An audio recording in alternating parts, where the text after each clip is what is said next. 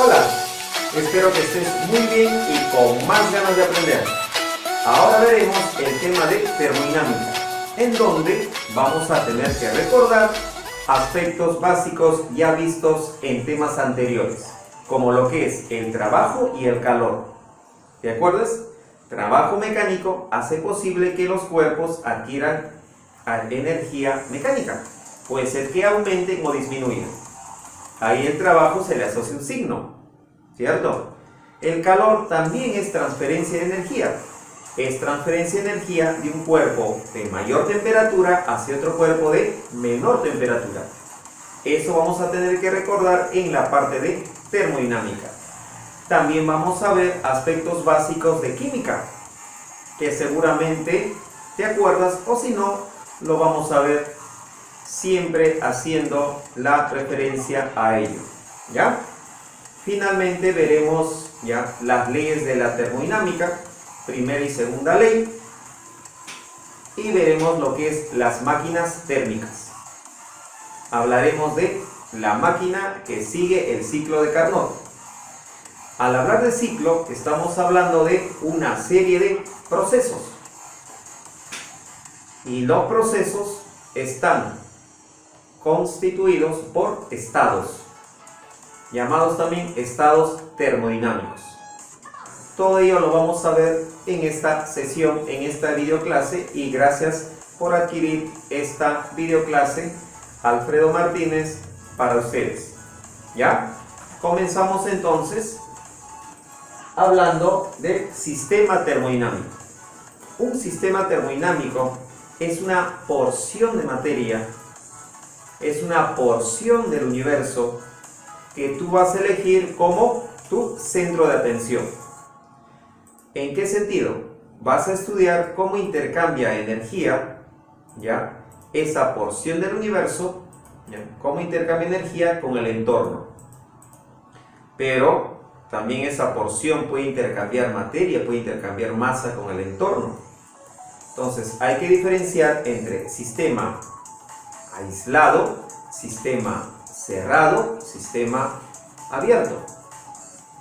Nosotros vamos a ver solamente para nuestros objetivos de esta clase, de este tema, sistema cerrado, en donde solamente va a intercambiar energía con el entorno. Al entorno, a lo que rodea tu sistema, ¿ya? Se le denomina también vecindad.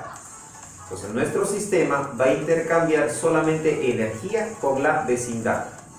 Y hay dos formas de intercambiar energía. Lo vamos a ver en la primera ley de la termodinámica. Empezamos tomando como sistema cerrado una cierta cantidad de gas. Tú sabes muy bien que aquí está lo que es el número de moles, que lo viste en química. Vamos a tener que recordar eso también, ¿ya? Este gas se encuentra con determinada presión, ocupa un cierto volumen, una cierta temperatura. Estas variables se van a denominar parámetros termodinámicos o variables termodinámicas. Y eso yo lo puedo llevar a un sistema cartesiano. Por ejemplo, presión-volumen, en donde un punto de este plano me va a indicar la presión que presenta el gas y el volumen que presenta el gas. A este punto lo voy a llamar estado 1. Técnicamente se llama estado termodinámico. A este punto que te indica en qué situación se encuentra el gas, este punto se denomina estado termodinámico. Aquí el gas presenta esta presión, este volumen.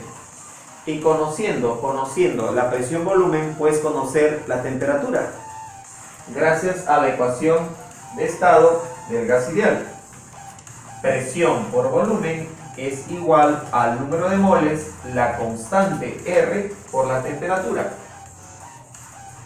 ¿Te acuerdas? En la parte química, muy bien. Ahora, este gas va a pasar de un estado a otro. Digamos que va a pasar al estado 2.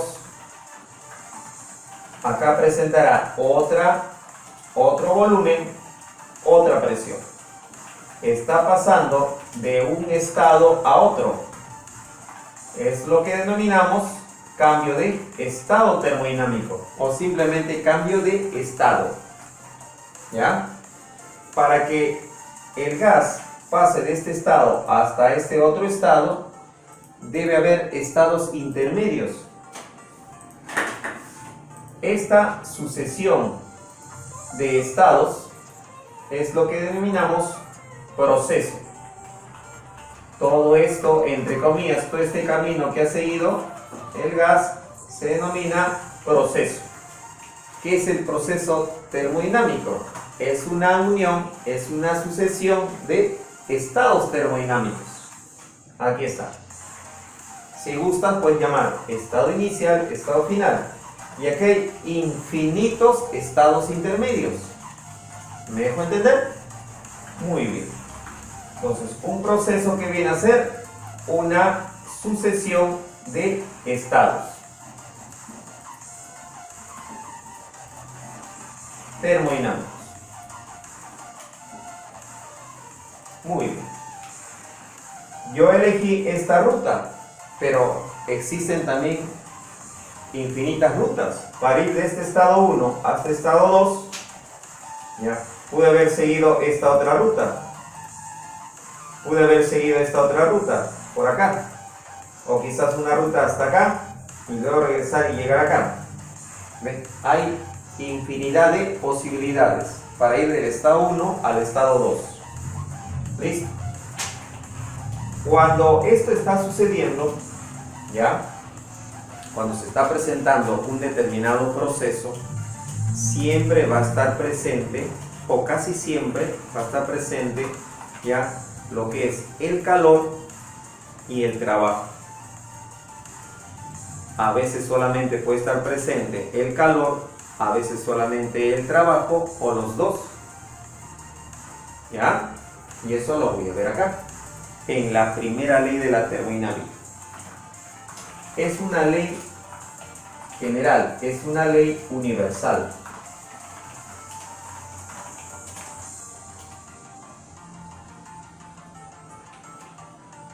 Si yo considero como mi sustancia de análisis, mi sistema termodinámico acá, considero al gas ideal por facilidad, ¿ya? Este gas ideal, si recibe calor, ¿qué es lo que se va a presentar? Que las partículas del gas van a moverse más caóticamente, se van a mover con mayor intensidad. Obviamente en los gases lo que predomina es la energía cinética. Entonces, la energía cinética media de las moléculas o las partículas que conforman el gas aumentan su movilidad, su movimiento. Entonces, toda esta cantidad de calor que estoy suministrando al gas se va a ver reflejado un incremento de energía interna. La energía interna acá se incrementa. Caso contrario sería si es que en vez de calentar yo enfrío el gas. Por ejemplo, todo esto lo coloco en una nevera. ¿Qué va a pasar? Si lo coloco en una nevera, su energía interna va a disminuir. Sería lo contrario, ¿cierto? ¿Y qué pasa cuando ya dejo de entregar calor? Si ya dejo de entregar calor, estas partículas que están moviéndose muy intensamente, al golpear la tapa, o puedo llamarlo pistón o émbolo, al golpear la tapa, pues va a mover la tapa. Al moverse la tapa, ¿qué puedes afirmar? Que está desarrollando un trabajo. Y fíjate, no le estoy entregando calor al gas, pero está desarrollando trabajo. Haz la analogía con lo que viste en mecánica. Cuando una persona, por ejemplo, está desarrollando un trabajo, fuerza a distancia, ¿te acuerdas? Sobre una caja o un bloque, parte de la energía de la persona le está transfiriendo al objeto. Lo mismo sucede acá. Claro, no será una persona, será un gas. El gas desarrolla trabajo. parte de su energía se le entrega al pistón o émbolo al desplazarlo.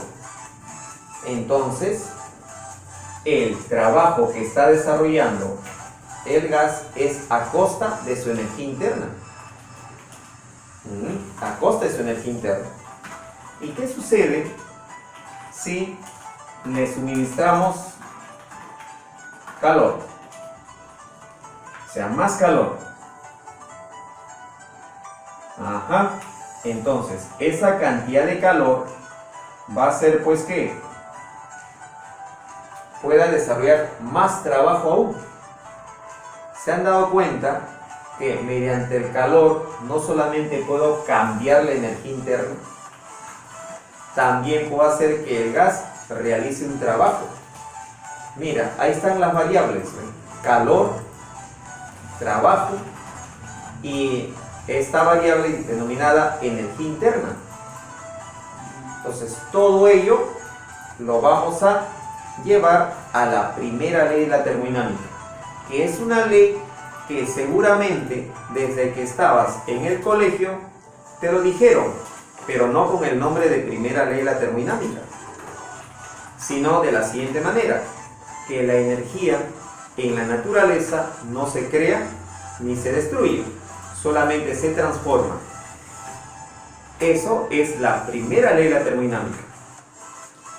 Simplemente es razonamiento, un balance de energía. Si tú le das 100 de energía como calor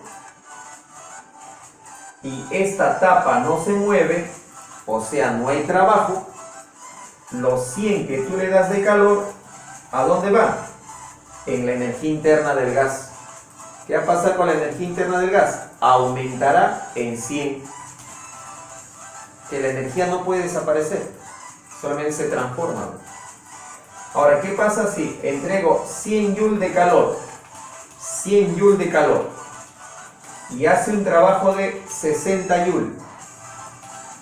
De los 100 que entrego, solamente hace un trabajo de 60. ¿Y en dónde está 40? Porque la energía no se crea ni se destruye, solamente se transforma. De los 100 joules que entrego como calor, como trabajo, solamente veo 60. ¿Y en dónde está 40 joules? Ah, se fue como energía interna. O sea que acá la energía interna se incrementó en 40 joules. Miren que solamente estamos razonando. No hay necesidad de una ecuación o una ley matemática, digámoslo así, complicada. ¿Ven? Ahora, de manera práctica, para que no estés sumando o restando, porque luego viene la convención de signos, o puedes encontrar ejercicios un poquito más complicados, ya, para evitar el razonamiento en situaciones un poquito más complicadas, se presenta esta forma práctica de expresar la primera ley de la termodinámica. Y es esta: que el calor que puedes dar o quitar a un sistema, en este caso es un gas ideal, una parte va a ir para variar la energía interna y otra parte en un trabajo. Ahí está. Esta es una forma práctica de la primera ley. No piensen que esto es la primera ley. ¿Ya? La primera ley de la termodinámica simplemente es un razonamiento, a ver, sumar, restar, un balance de energía. Esa es la primera ley. ¿Ya? Donde Q viene a ser el calor transferido. Cuidado, si digo transferido, no necesariamente es porque se le está dando calor como acá. También se le puede estar quitando calor. Delta de U es variación de la energía interna. Esa energía interna que está relacionada con las moléculas, los átomos, en general las partículas que conforman el cuerpo. Y W, el trabajo realizado. ¿Ya? Tener presente el equivalente mecánico del calor. ¿Te acuerdas? Una caloría, ¿a qué equivale? a 4,186 Joule. Tened presente eso, porque a veces te van a dar esto en caloría y te piden trabajar en Joule. Y como esto está en caloría, debes transformarlo. Lo que esté en caloría se multiplica por 4,186 Joule y ya lo tendrás en Joule. ¿Ya? ¿Dónde quizá te puedes confundir? Con los signos. Porque en ejercicios de este tipo ya te va a venir texto. Y el texto debes ¿qué? Llevarlo a esta parte. Cuando te digan que nuestro gas, mientras no te digan nada, consideras gas ideal, ya. Cuando te digan que absorbe calor, tú lo vas a considerar positivo. Cuando te digan disipa calor, negativo. En el enunciado te indica si el sistema disipa 20 Joule. No te dicen disipa menos 20 Joule, te dicen disipa 20 Joule. Entonces acá va menos 20. Si te dicen que el sistema ya absorbe 60 calorías, absorbe. Si absorbe, entonces acá va más 60. ¿Ya? Otras frases que son equivalentes, por ejemplo, puede ser que al gas se le entrega sin Joule. Al gas se le entrega. Profesor Alfredo, acá no dice dónde está se le entrega. Pero si tú estás entregando, te hace recordar esto, estás entregando energía al gas. Positivo.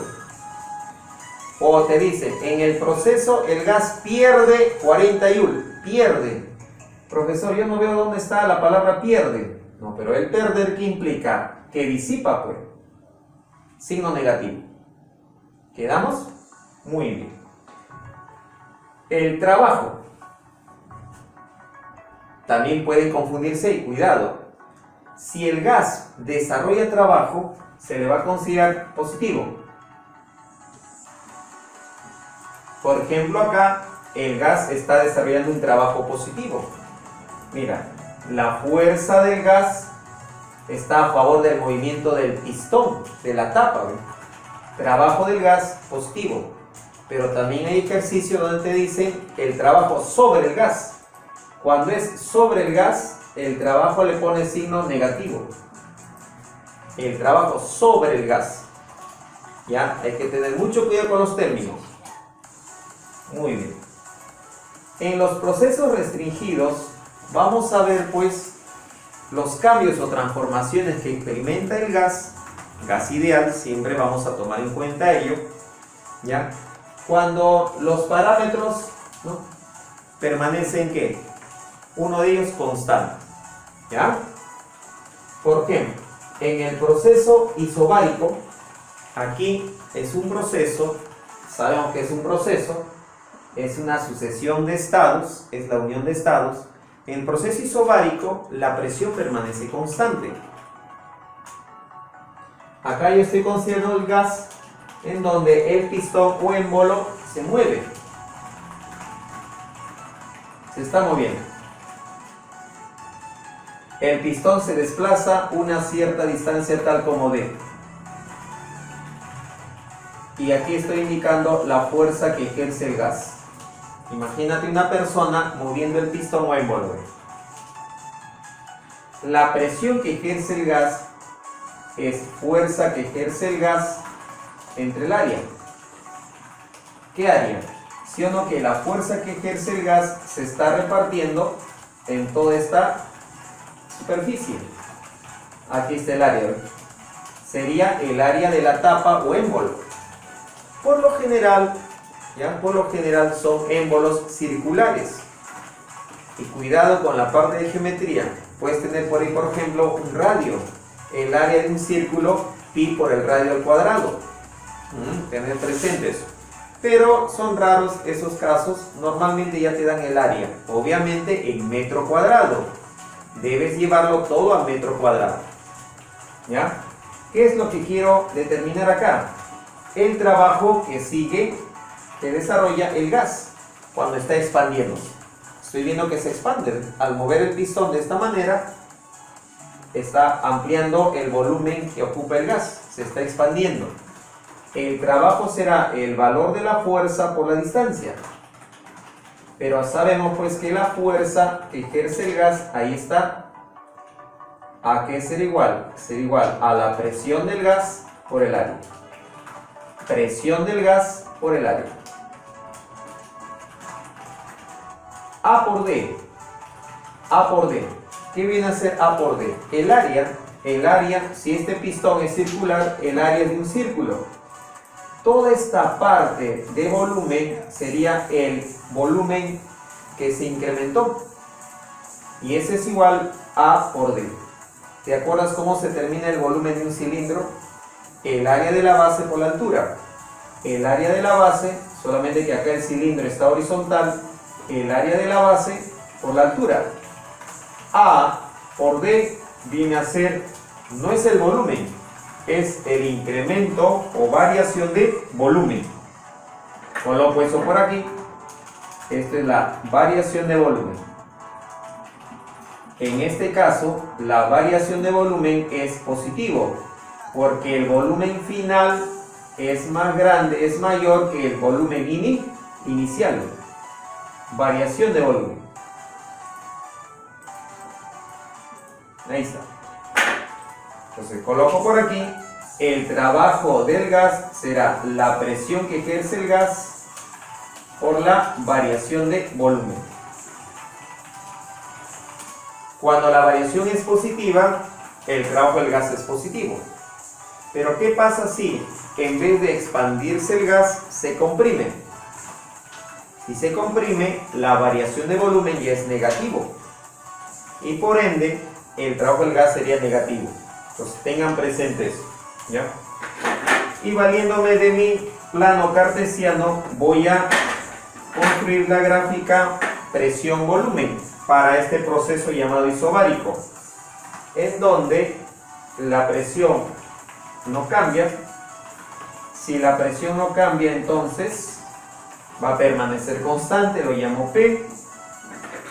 Va a pasar de un volumen inicial de 1 a un volumen final de 2. ¿Qué viene a ser el producto de la presión por la variación de volumen? Todo esto es la presión. ¿Ya? Entonces la presión sería como una altura. Todo esto es la presión. La variación de volumen, ¿qué es? Volumen final menos volumen inicial. Todo esto sería variación de volumen. Si ustedes multiplican la variación de volumen con la presión, me va a dar pues esta región, el área. Ahí está. ¿Ven? Ahí pueden notar que el área me va a indicar la cantidad de trabajo que desarrolla el gas. Y esto me va a servir para poder generalizar.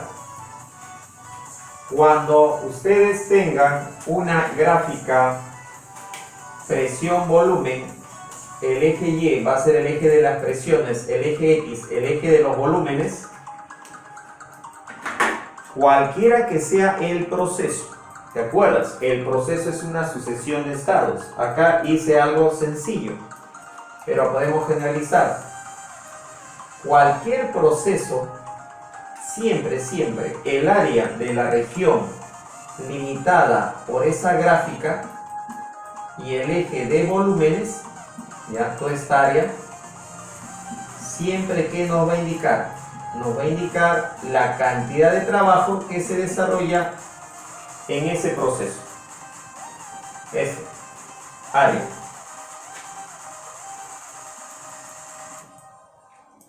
Entonces, el trabajo va a ser igual al área. Obviamente no te va a venir pues gráficas así un poco complicadas. Te va a venir gráficas donde te va a relacionar áreas de figuras conocidas. ¿Ya? Conocidas. Muy bien. Ahora, este trabajo puede ser positivo o negativo. va a depender bastante si es que se está dando la expansión o la compresión. Si es que aquí el proceso es de expansión, que significaría que estoy yendo de 1 a 2. ¿Y cómo sé que es de expansión? Porque al ir de 1 a 2, el volumen está aumentando. Y en toda expansión, el trabajo va a ser positivo. Está yendo del estado 1 al estado 2, en donde veo que el volumen aumenta. La idea está acá. Cuando la variación de volumen es positiva, entonces el trabajo es positivo. Pero ¿qué pasa si en el ejercicio me indican que va a ir del estado 1 al estado 2? Del estado 1 al estado 2, obvio que el volumen disminuye. Si el volumen disminuye, ayúdate de acá, si el volumen disminuye, la variación es negativa. Entonces el trabajo, ¿ya?, vendría a ser negativo. ¿Cierto? Entonces hay que tener mucho cuidado. Puedo tener un trabajo positivo o un trabajo negativo. El siguiente proceso restringido es el llamado proceso isócoro. Mientras que acá, en este proceso restringido, la presión es constante, en este proceso restringido, el volumen es constante. Si el volumen es constante, entonces, ¿qué pasa? El espacio que está ocupando el gas ideal no cambia, no aumenta ni disminuye. Entonces, el gas no desarrolla trabajo, el volumen es constante. Cuidado que acá bastante se trabaja el volumen en el sistema internacional. Se trabaja no en litros, sino en metros cúbicos. Volumen constante. ¿Ya? Algunos también llaman proceso isovolumétrico. Isovolumétrico. Otros llaman proceso isocórico. ¿Ya? Nos quedamos con el término isócoro. Estoy acá con un gas que lo estoy calentando y a propósito puse acá clavos o pernos o tornillos impidiendo pues que se expanda. Lo estoy calentando, le estoy suministrando calor, las partículas acá se van a excitar más, van a moverse más, quieren expandirse pero no pueden porque lo estoy limitando acá. Entonces no hay trabajo realizado. Entonces, valiéndome de mi forma práctica de la primera ley de la termodinámica, puedo afirmar que acá trabajo es nulo. Y como el trabajo es nulo, ¿qué tengo? El calor que estoy suministrando va a ser igual a la variación de energía interna. Si yo entrego al gas 100 joules, la energía interna se incrementa en 100 joules. Si yo retiro, voy a sustraer, voy a quitarle 20 joules de calor, la energía interna va a disminuir en 20 joules. ¿Ya? No hay trabajo desarrollado. En un proceso donde el volumen es constante, se puede presentar esta ecuación. Seguramente te acuerdas de esto. En calorimetría, calor sensible, calor específico, masa por variación de temperatura. ¿Sí te acuerdas? Ya. Ahora, acá, para el caso de los gases, no suele trabajarse mucho con la masa, sino con el número de moles. Es más fácil. Y tú por química ya sabes calcular el número de moles. Pero acá no te preocupes. Ya, en la parte física ya te van a dar el número de moles. ¿Ya? Entonces, haciendo la analogía, mira. Calor, ahí está. Pero ya no vas a decir acá calor específico. En realidad sí es un calor específico. Pero es un calor específico que está relacionado con mol, no con gramos. ¿Ya?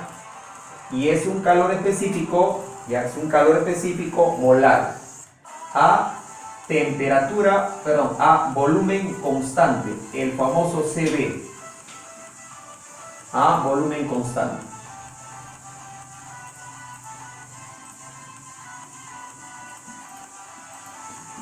Ahí está. y N viene a ser el número de moles. Y delta de T, variación en la temperatura. Mientras que nosotros vimos calor específico en unidades ¿te acuerdan las unidades? Las unidades del calor específico, caloría, gramo, grado Celsius. Acá se va a trabajar ya en ¿qué? En caloría. Acá va a colocar la unidad. Puede ser Joule también, no hay problema. Puede ser Joule también, Caloría. En vez de gramo, ¿qué voy a colocar? Voy a colocar mol. Si acá la temperatura lo trabajo en grados Celsius, ahí será grados Celsius. Y si trabajo en Kelvin, ¿qué te parece? Nos quedamos en el sistema internacional, ¿ya? Kelvin. Pero, profesor Alfredo, si trabajaremos en el sistema internacional, entonces no debería ir caloría. Muy bien. ¿Qué debería ir? Joule. Entonces, Joule acá. ¿Ya? Seguramente esa unidad, ¿no? Joule, mol, Kelvin, te es familiar. También se utiliza acá, en el valor de R. ¿Cuánto es el valor de R? 8,31 Joule por mol Kelvin. ¿Ya? Entonces tengan presente también, si te acuerdas, el valor de R. Si te acuerdas. ¿Ya? Entonces, ahora vamos a pasar a detallar el otro proceso restringido, el llamado proceso isotérmico. Ahora, en el proceso llamado isotérmico, aquí la temperatura permanece invariable, es decir, no cambia. Y debemos recordar que en el caso de tener un gas ideal, la energía interna solamente se debe al movimiento de sus partículas, o sea, energía cinética. La energía interna, denotada con U, es directamente proporcional a la temperatura absoluta. La temperatura debe estar en Kelvin. ¿Te acuerdas cómo llevar de grados Celsius a Kelvin? Simplemente sumas 273. ¿Correcto? Son ejemplos para darse cuenta que la energía interna es directamente proporcional a la temperatura absoluta. Son ejemplos estos dos. En el caso de tener un gas ideal monoatómico,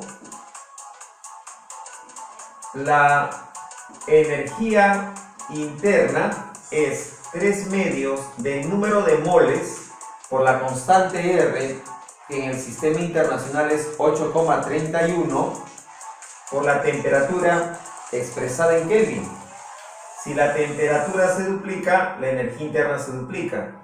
Si la temperatura se triplica, la energía interna también se triplica.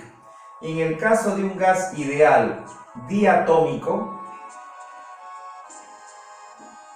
la expresión para determinar la energía interna es 5/2 del número de moles por la constante R por la temperatura absoluta.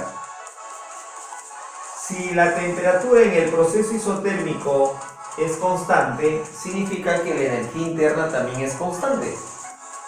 Si al inicio hay una energía interna de 100 Joule, luego del proceso seguirá con 100 Joule. Y durante el intermedio, durante todos los estados intermedios, también será de 100 Joule.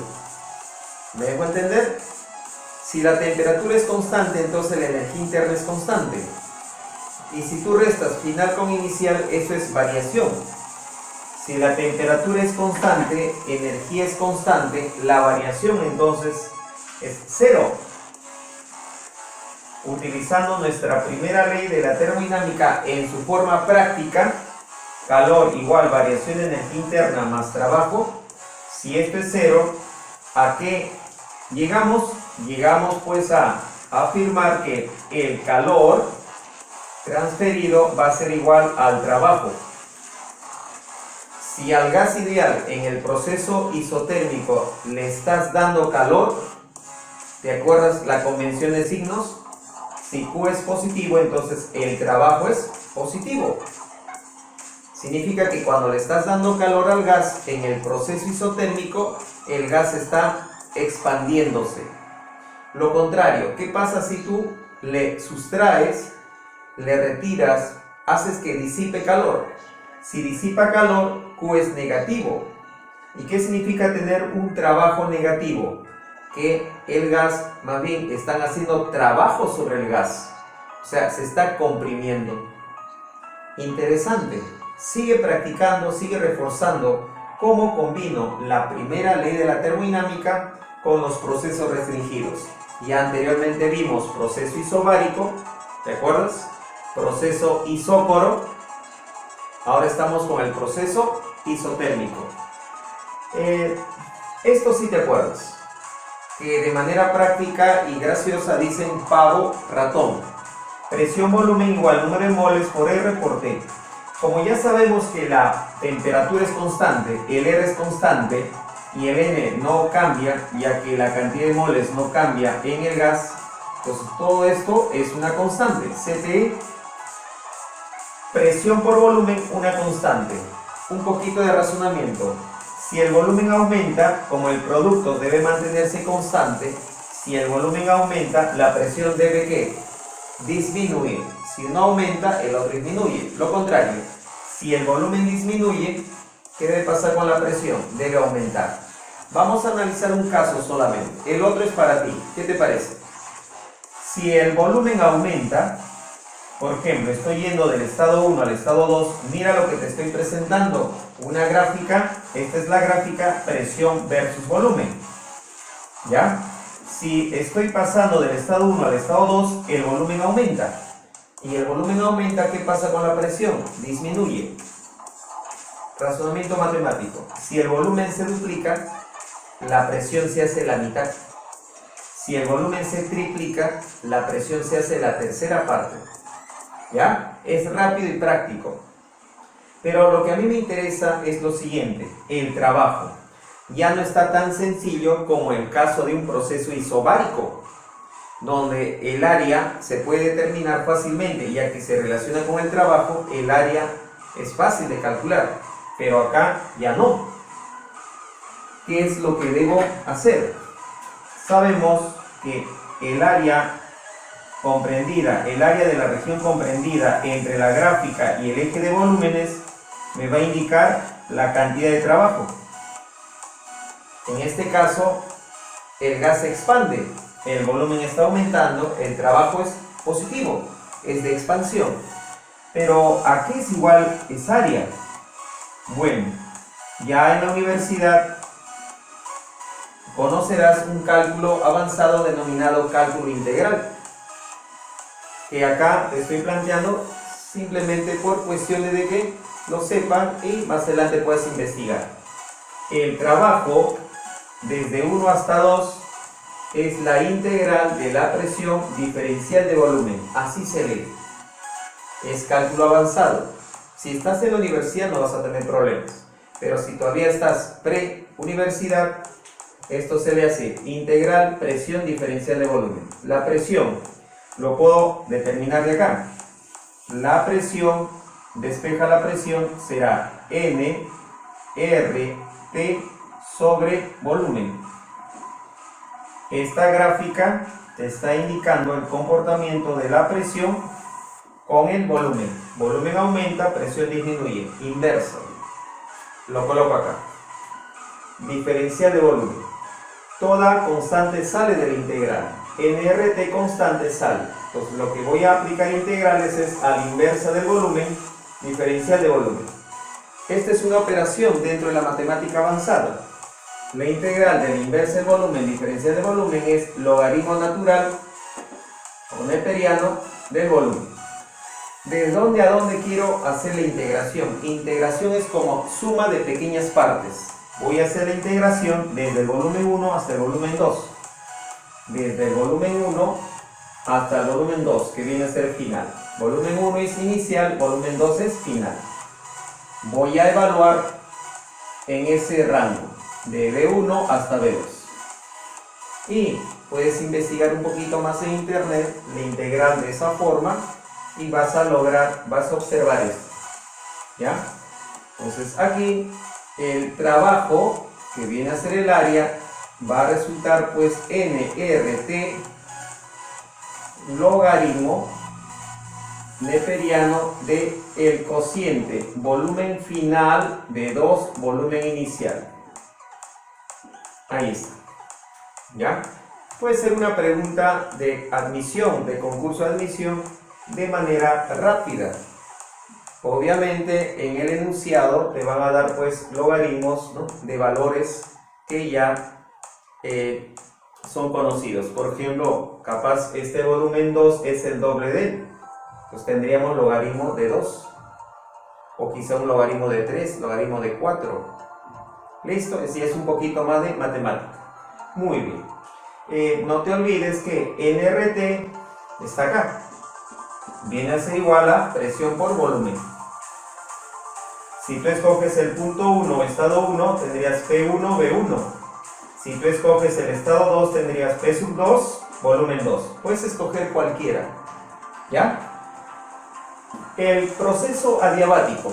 El proceso adiabático suele confundirse con el proceso isotérmico por la forma de la curva. En el proceso adiabático, ¿qué es lo que sucede? Al sistema, nuestro sistema de trabajo, que viene a ser un gas ideal, ya no va a perder calor ni tampoco va a entrar calor. No hay transferencia de calor durante el proceso adiabático. Si no hay transferencia de calor, valiéndome de la primera ley de la termodinámica en su forma práctica, si Q es 0, o sea, el calor es 0, si esto es 0, ¿qué tendría? Que la variación de energía interna más trabajo es 0. Despejando, el trabajo será el negativo de la variación de energía interna. Interpretemos. El sistema termodinámico, que es el gas ideal, no va a recibir calor, tampoco va a perder calor. Ojo. Pero ¿qué es lo que pasa? Si el trabajo es positivo, significa que el gas se está expandiendo. Si se expande, el trabajo, valga la redundancia, es positivo. ¿Cierto? Profesor, pero ¿cómo se va a expandir el gas si no está recibiendo calor? Ojito, es un proceso adiabático, no recibe calor, pero está expandiéndose a costa de estar disminuyendo su energía interna. Se está enfriando el gas. Está enfriándose el gas y se está expandiendo. ¿Cómo me doy cuenta de ello? Si es que esto es positivo, se está expandiendo. Si esto es positivo y acá hay un signo negativo, ¿cómo debe ser el signo de la variación? Si esto debe ser positivo y acá veo negativo, esto debe ser negativo. Negativo con negativo, correcto. Si la variación de energía interna es negativa, significa que al final la energía interna es menor que la inicial. Y como la energía interna con la temperatura guardan relación directa, si al final la energía interna es baja, entonces al final la temperatura es baja. Por eso que te dije hace instantes, que en este proceso, cuando se expande, el gas se enfría. ¿Correcto? ¿Me dejo entender? Muy bien. Entonces, aquí el gas realiza un trabajo, será a costa de una disminución de su energía interna. Ahí está. Y lo contrario, ya puedes analizarlo tú claramente. ¿Ya? Lo contrario. ¿Qué pasa si el gas ya no se expande, sino se comprime? Ahí sí, si se comprime, ¿qué pasará? El gas se calienta. ¿Correcto? Muy bien. Esta gráfica suele confundirse con el proceso isotérmico. Pero mira, este detalle bien interesante. Para diferenciar, yo quiero que el gas se expanda. Pase de B1 a B2. De B1 a B2. ¿Qué es lo que sucede en este caso? Mira, como acá se debe enfriar, ya entonces la temperatura debe disminuir. Si fuese un proceso isotérmico, por acá me imagino, en química has visto lo que es las curvas isotérmicas, las curvas adiabáticas. Acá mira, esta es una curva isotérmica o simplemente una isoterma. Acá tengo otra isoterma. Recordar seguramente la famosa ley de Boyle-Mariotte. en Boyle-Marriott viste algo así. Si yo tengo presión-volumen, y ahí hablaste de las llamadas isotermas. Las isotermas son estas curvas que a medida que yo me estoy alejando, corresponde a temperaturas mayores. Las isotermas cada vez más lejanas al origen corresponde a temperaturas más altas. Boyle-Marriott para gases ideales. ¿Ya? Entonces, acá a propósito he dibujado dos isotermas. Una isoterma, por acá otra isoterma. ¿Qué quedamos acá? Si el gas se expande, su energía interna disminuye. Y si su energía interna disminuye, ¿qué pasa con la temperatura? Debe disminuir. Entonces no puede ser una curva de esta manera, porque si no, sería pues una isoterma. Y acá no puede. La temperatura disminuye, entonces debe pasar a otra isoterma donde la temperatura es menor. ¿Ya? Lo voy a señalar acá. Digamos que esta es una isoterma, ¿ya? Con temperatura T sub 2, una isoterma con temperatura T sub 1. Aquí en T sub 1 que tengo mayor temperatura en comparación a T sub 2. Por eso las curvas en un proceso adiabático tienen mayor inclinación que en un proceso isotérmico. Mira, entre comillas están casi, ¿no? Están más paradas en comparación a las isotermas. ¿Ya? Igual, el área que me expresa, el área de la región comprendida entre la gráfica y el eje de volúmenes, esta región tiene área y el área que me va a expresar el trabajo del gas. Esta ecuación te va a permitir determinar el trabajo del gas cuando pasa del estado 1 al estado 2. Viene a ser del estado 1 al estado 2 simplemente final. Presión final, volumen final, menos presión inicial, volumen inicial. Sobre 1 menos un número denominado coeficiente adiabático o constante adiabática, que es característica ya del gas. En el caso de tener un gas monoatómico, el coeficiente adiabático es 3 medios. Y en el caso de un diatómico es 5 medios. Ese es en el caso de trabajar con gases monoatómicos, diatómicos. Ya tendrán sus valores propios en el caso de un gas poliatómico, que no es objetivo de estudio. Vamos a ver solamente esos dos casos. Ahora, el ciclo termodinámico. Ya hemos estudiado varios procesos llamados restringidos. Habrá otros tipos de procesos, pero no tendrán ningún nombre en especial. Pero sí hay procesos que tienen nombres especiales. El isobárico, el isotérmico, el isócoro, el adiabático. ¿Listo? Vamos a ver ahora que cuando el gas, estando con un cierto valor de presión, volumen 1, este gas va a pasar a otro estado. Comenzando en este estado, va a pasar a otro estado, y luego a otro estado, luego a otro estado. La sucesión, la unión de esos estados, ¿qué me da? El nombre de proceso. Resulta que va a haber un proceso en el cual ya va a volver a su estado inicial. Lo puede hacer de dos maneras. Puedo tener que al pasar de un estado a otro y regresa al estado inicial, lo puede hacer de manera horaria, como también lo puede hacer de manera antihoraria. Nuestro objetivo para nuestra evaluación, nuestro examen, va a ser que siga en el sentido horario. porque eso me va a ayudar a entender lo que vamos a ver después como máquina térmica. En cambio, en el sentido antihorario, son las llamadas máquinas refrigerantes o refrigeradoras, que no es objetivo de este capítulo, de este tema. ¿Ya? Nosotros vamos a ver, en el caso de que sea un ciclo horario. En ese ciclo horario, ¿qué observo acá? Que la gráfica está limitando una región. Esa región tiene área. Propiedad muy importante. El área de esta región me va a dar un trabajo, pero es un trabajo total o trabajo neto. ¿Por qué digo total o neto?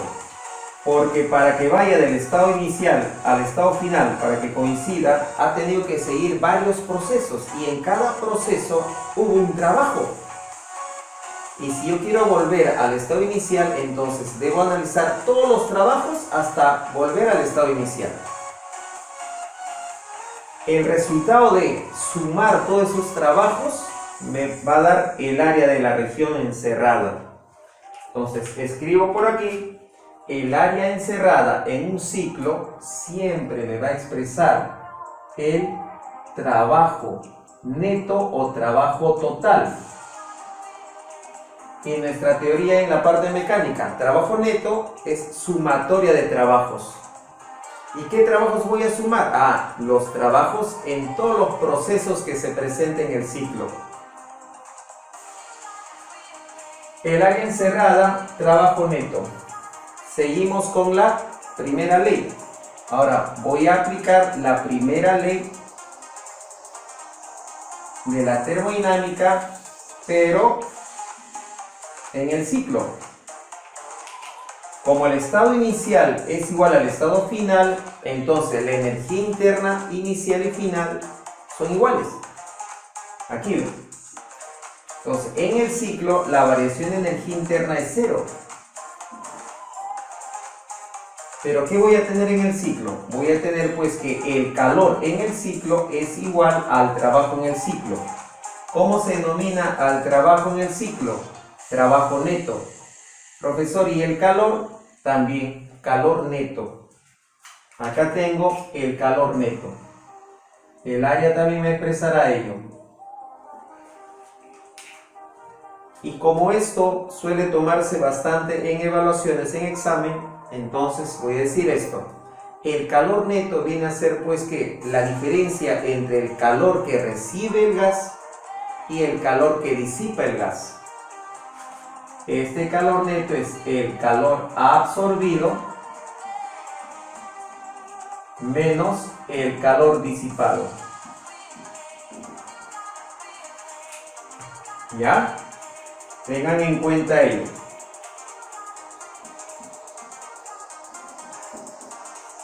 En ejercicios donde se presenten ciclos, como por ejemplo acá, puede haber otros ejercicios más.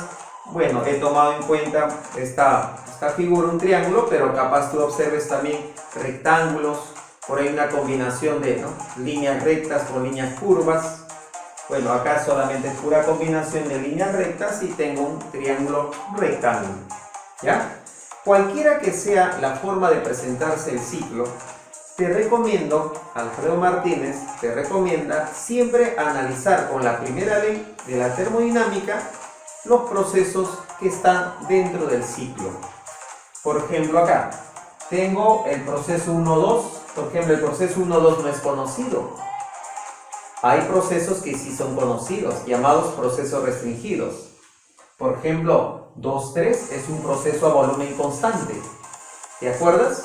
Volumen isócoro, proceso isócoro. 3-1, presión es constante. No es isócoro. Cuando la presión es constante, proceso isobárico. ¿Ya ves? Entonces, el proceso 1-2 sí no es conocido, pero es un proceso. Entonces, ¿qué se recomienda en un ciclo? Analizar los procesos con la primera ley de la termodinámica. Esa es la recomendación.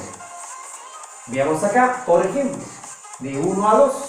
De 1 a 2 con la primera ley de la termodinámica en su versión sencilla, fíjate, mira, ¿cómo se va a analizar? Así mismo. Desde 1 hasta 2, ¿qué observo? ¿Te acuerdas? ¿Te acuerdas? A ver, aquí. Cuando tú pasas de este isoterma que está lejos a una isoterma que está cerca al origen, la temperatura disminuye. Al revés, si tú vas de una isoterma que está cerca a una que está lejos, la temperatura aumenta. ¿Sí o no que al pasar de 1 hasta 2, la temperatura aumenta? ¿Sí o no? La temperatura, cuando te alejas del origen, ya, las isotermas que se alejan del origen corresponden a temperaturas altas. Entonces, si la temperatura en 2 es más alta que en 1, si la temperatura es más alta en 2, entonces su energía interna es más alta en 2. Y como la energía interna es mayor aquí en comparación aquí, la variación tiene signo positivo.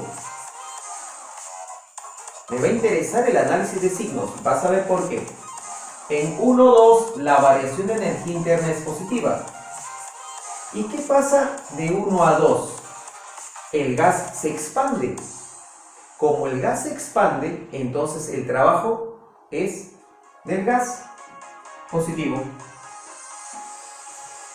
Profesor Alfredo, ¿para qué hace ese análisis? Para que te des cuenta de esto. Si esto es positivo y esto es positivo, ¿qué implicará? Que Q es positivo. ¿Y eso qué? Cuando Q tiene signo positivo, te está señalando, te está informando de que el gas absorbe calor o disipa calor. Q positivo. Lo debes tener en tus apuntes. Te diste cuenta. El gas absorbe calor.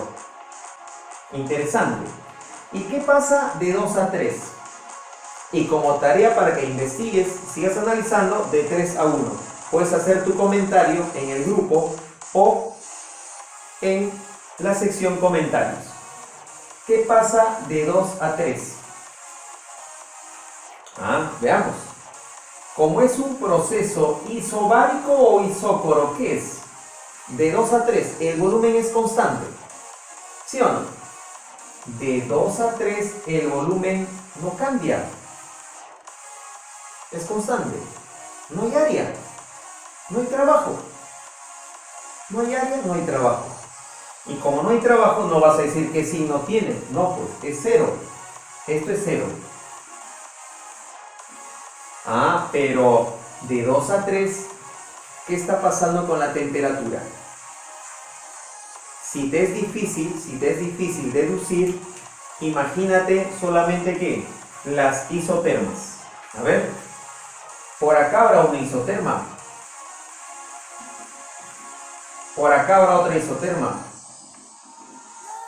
Ahora sí te das cuenta, ¿no? Que de 2 a 3 estás yendo de una isoterma de mayor temperatura a otra isoterma de menor temperatura.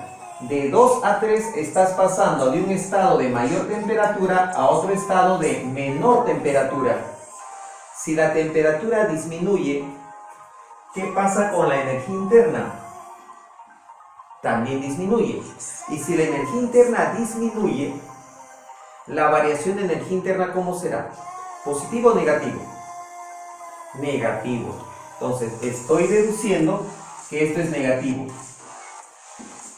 Y si la variación de energía interna es negativa porque está disminuyendo la energía interna de 2 a 3, entonces, ¿qué implicará? Que el calor tiene signo negativo. ¿Me dejo entender? Y si el calor tiene signo negativo, eso es una buena señal. ¿Qué está pasando con el gas? ¿Está absorbiendo o disipando calor? Te diste cuenta, está disipando calor. Ahora quiero que tú practiques de 3 a 1 y tú mismo te pongas otros ejemplos. ¿Ya? Confío en ti. ¿Listo? Entonces, hasta aquí hemos llegado con lo que es primera ley de la termodinámica, con los procesos, con los ciclos.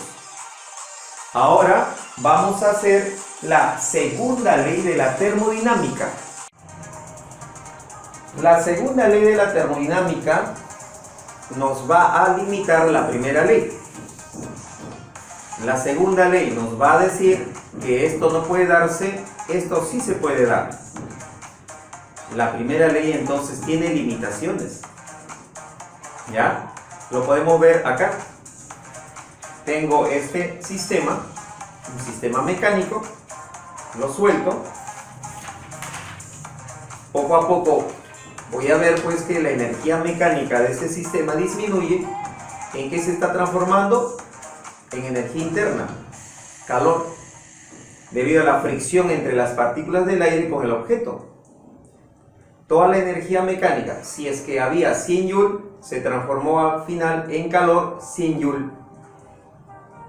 ¿Ya? Primera ley de la termodinámica. La energía no se crea ni se destruye, solamente se transforma. Ahora, ¿qué pasa si yo le doy 100 joules de calor? ¿Podré obtener 100 joules de energía mecánica? Claro, pues, profesor Alfredo. Conservación de la energía. El calor, 100 joules, luego se transformó en 100 joules de energía mecánica. Excelente. Primera ley. No la estamos limitando. Pero eso está bien. Está mal. Eso nunca puede ocurrir. Que el calor aquí se transforme en energía mecánica. No puede darse. Entonces, la segunda ley de la termodinámica te dice en qué dirección deben ocurrir las cosas, los eventos, los fenómenos. Acá, por ejemplo, tengo otro caso. No solamente tengo el caso del objeto que fue soltado, que luego de un cierto tiempo se detiene, pero a lo contrario, dándole calor aquí, no voy a poder mover ese sistema. Nunca va a pasar lo contrario. El enunciado de Clausius, también él aporta y eso se recibe en la segunda ley. Un cuerpo de mayor temperatura siempre va a entregar energía al cuerpo de menor temperatura. Es energía en forma de calor. Nunca va a pasar lo contrario, que el cuerpo de menor temperatura entregue energía al cuerpo de mayor temperatura. En algunos libros ya muy didácticos dicen caliente o frío, pero eso es relativo, ¿ya? Entonces, el cuerpo, entre comillas, frío, nunca va a entregar energía calorífica al cuerpo, entre comillas, caliente. La segunda ley de la termodinámica podemos decir que es una ley de lo imposible. Es una ley que te direcciona el fenómeno, cómo debe ocurrir, el evento. Nosotros, nuestro objetivo en esta sesión es utilizar la segunda ley de la termodinámica para aplicarlo a las llamadas máquinas térmicas. Así como en tu casa tú debes tener un equipo eléctrico donde transforma la energía eléctrica en otra forma de energía, también una máquina térmica transforma energía calorífica en otra forma de energía, en este caso en energía mecánica. Una máquina térmica entonces es un sistema mecánico que hace uso del calor para poder realizar un trabajo mecánico. Tenemos el motor de un automóvil o esos trenes que dieron paso a la gran revolución industrial al transformar pues calor, vapor de agua en movimiento de dichos trenes, de dichos vagones, de las locomotoras. Es una máquina térmica. Las centrales nucleares también, una máquina térmica. La representación de una máquina térmica lo tenemos por aquí. Es una forma didáctica de entender cómo funciona la máquina térmica. Siempre una máquina térmica va a absorber calor de una fuente, ¿ya?, denominado foco caliente.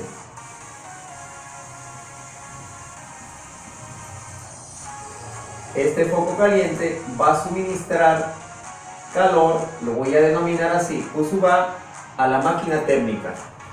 La máquina térmica está dotado de todo un sistema que hace posible que esta energía calorífica o energía en forma de calor, ¿ya?, se utilice para poder desarrollar un trabajo. levantar cargas, por ejemplo, o el caso de la locomotora a vapor, ¿no? Mover todo ese sistema llamado tren a vapor, pero no siempre se va a utilizar todo el calor. Va a haber una parte del calor que va a fugar o va a escapar, se disipa, lo voy a llamar QSUV. Esa cantidad de calor se va a direccionar a un sumidero o también denominado foco frío. El foco caliente siempre va a estar a una temperatura más alta, lo voy a llamar así, T sub A. El foco frío a una temperatura más baja, T sub B.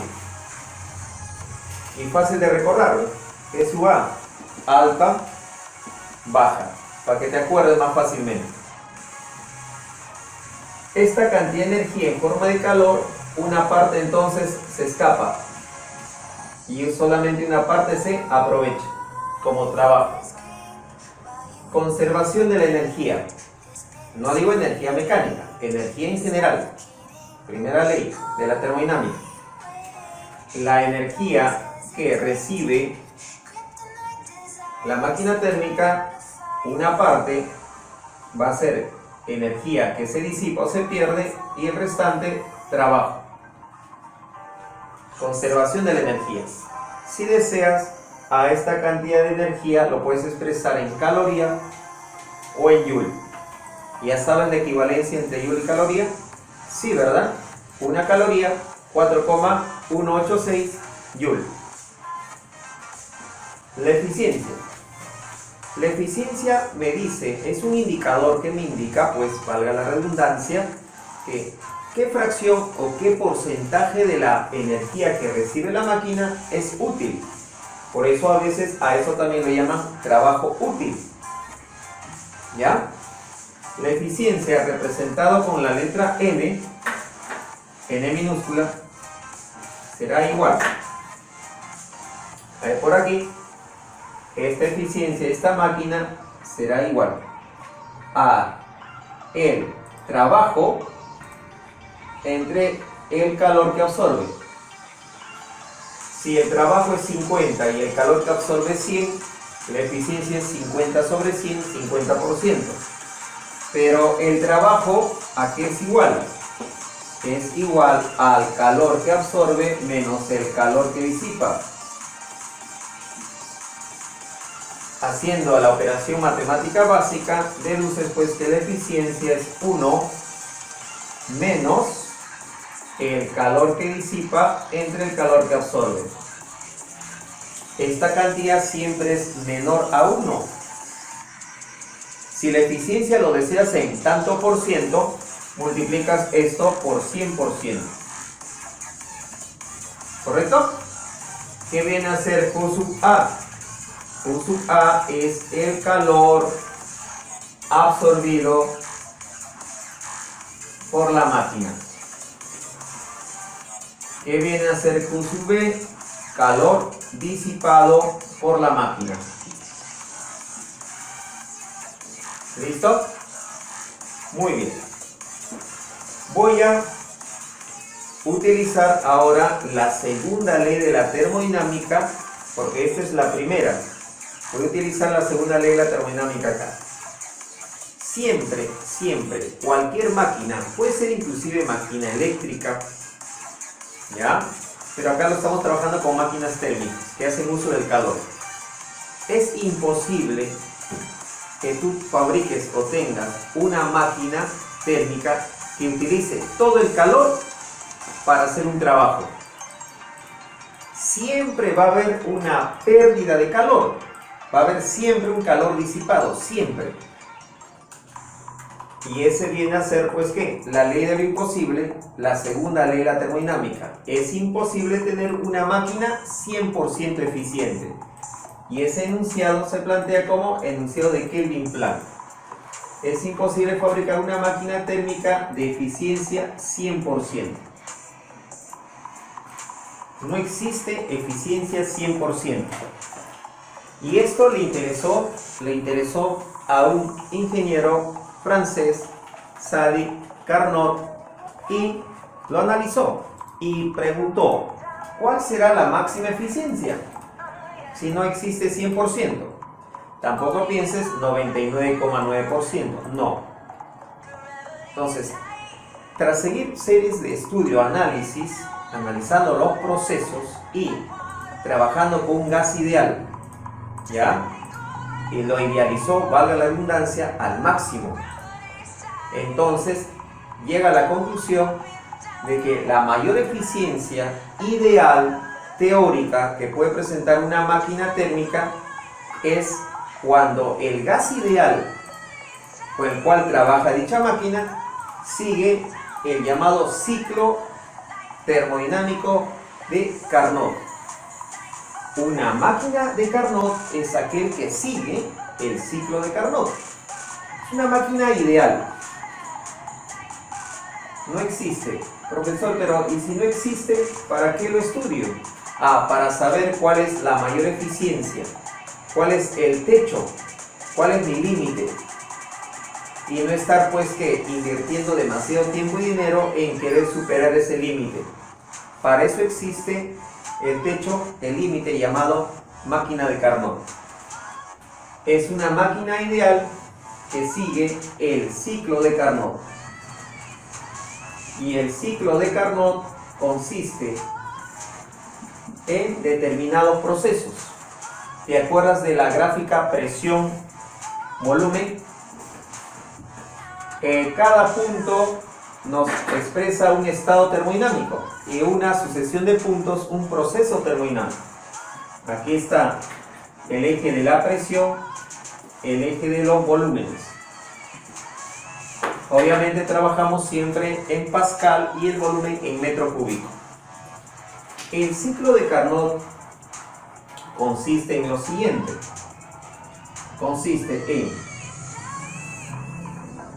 una expansión manteniendo la temperatura. Y eso se denomina expansión isotérmica. Iso de igual, térmica, relaciónalo con la temperatura. Expansión isotérmica. ¿A qué temperatura?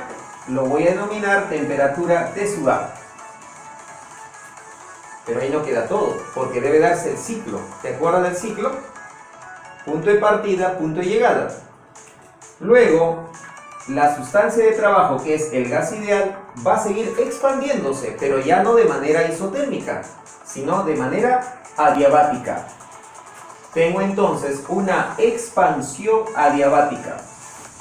¿Te acuerdas? Adiabática, no hay transferencia de calor. Y seguimos.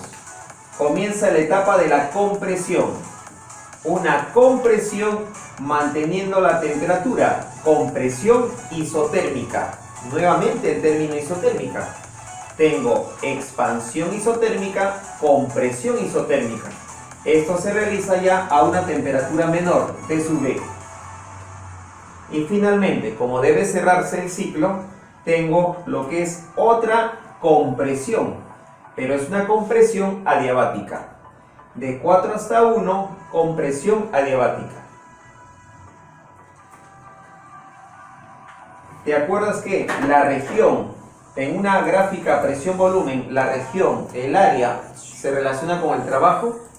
En este caso, esta área, esta región limitada tiene área. ¿Y qué te va a expresar? También te va a expresar trabajo, pero el trabajo en ese ciclo. El trabajo en ese ciclo que sigue esa máquina. Este trabajo se determina restando ¿qué? Los calores. De manera didáctica se hace lo siguiente. Voy a expresar por aquí, en esta parte, el calor que absorbe. ¿Y por qué? Es cuestión didáctica, porque de 1 a 2 existe calor, pero de 2 a 3 no, porque es proceso adiabático. ¿Te acuerdas? En el proceso adiabático no hay calor. De 3 a 4 es expansión o compresión. De 3 a 4 el volumen disminuye, compresión isotérmica. En esta compresión voy a tener un calor disipado. Estos calores que observas aquí son estos calores. Estas temperaturas son son estas temperaturas. Se verifica que estos calores con las temperaturas son directamente proporcionales. El calor que se disipa es al calor que se absorbe, como las temperaturas bajan, o sea la temperatura del foco frío hacia donde se disipa el calor, entre la temperatura del foco caliente, la temperatura alta, de donde se absorbe el calor. Esto es muy importante. Y esto solamente se da cuando yo tenga la máquina de Carnot. Y obviamente sigue el ciclo de Carnot. Recordando la primera ley de la termodinámica. De 1 a 2 yo tengo una expansión isotérmica. En una expansión isotérmica, como el proceso es isotérmico, no existe variación de energía interna. El calor entonces, el calor que absorbe, ¿a qué es igual? Al trabajo realizado en esa expansión. De 1 a 2, calor de 1 a 2 igual trabajo de 1 a 2. De 2 a 3, ¿qué es lo que tengo de 2 a 3? Es una expansión pero adiabática. En la expansión adiabática no hay transferencia de calor. El gas ideal no recibe, tampoco disipa calor. Aquí lo que sucede es pues que esa expansión se da bien rápida. Cuando la expansión es bien rápida, no le da tiempo a que se escape o entre calor. Nuevamente con mi primera ley, planteando pues que ahora esto es 0. Así como analicé 1, 2, 2, 3, tú también puedes ya analizar, y estás en la supercapacidad, analizar 3, 4, 4, 1. ¿Lo puedes hacer? Sí, ¿no? Como repasando la primera ley de la termodinámica. Muy bien. Ahora, la máquina de Carnot, que es la máquina de máxima eficiencia, la máquina de Carnot, que es un ciclo, que sigue un ciclo ideal, ¿ya? Tiene una eficiencia. Por ser máquina, cumple esto.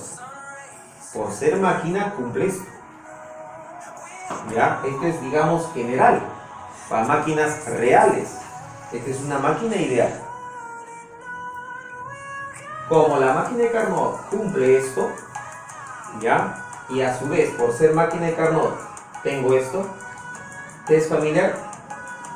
Ya tienes la eficiencia en la máquina de Carnot. En función de las temperaturas. ¿Pero qué temperaturas? Son temperaturas absolutas. Si lo quiero en porcentaje, por 100%. Las temperaturas deben estar expresados ¿en qué? En Kelvin.